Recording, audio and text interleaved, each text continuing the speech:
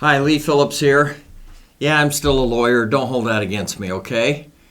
What I want to talk to you about for 2 seconds is how to disinherit somebody. Now, when you think you're going to disinherit somebody, I want you to think really hard. I try and talk my clients out of disinheriting anybody. And I've had a few cases where they've disinherited the kid. The kid's a bad dude. And 10 years later, the kid's a great guy. He's helping mom and dad. He's doing everything perfect.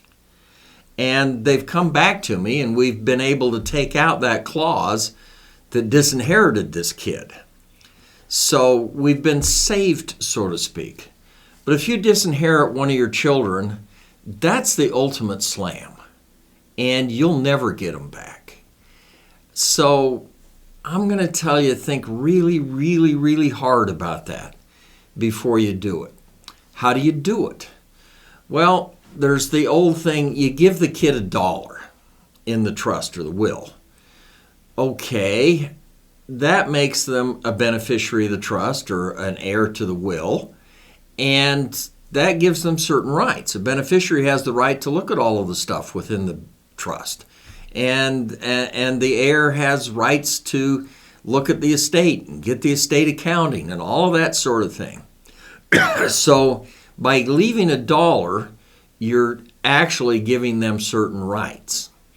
The whole dollar trick comes from several court cases decades and decades ago where they listed the 4 kids and they left the 5th kid out and just didn't give him anything. They said, we're dividing the estate 4 ways, John, Mary, John, and they left this kid off.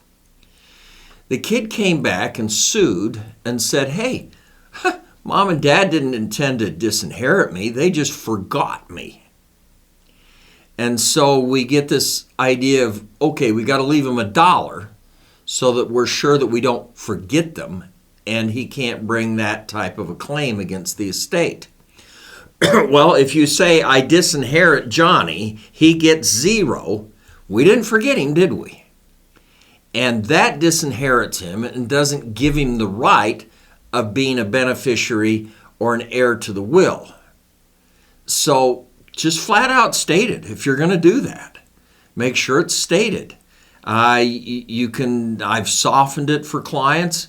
We still love Johnny or Mary, but they're on drugs. They would just take all of our inheritance that we gave them and spend it on drugs. So you can put that sort of thing in, and we disinherit Johnny. So you can soften it a little bit, but it's really hard when you actually disinherit one of your kids. So if you're going to disinherit them, just state it up front. Johnny's disinherited, end of discussion. He receives nothing from our trust, our estate. He's gone. And so do it if that's what you want to do, but think about it really hard and don't play the leave them $1 trick, okay? Get my ebook on how to use a trust. It explains things like this. And don't forget to love us and like us and all of that sort of garbage.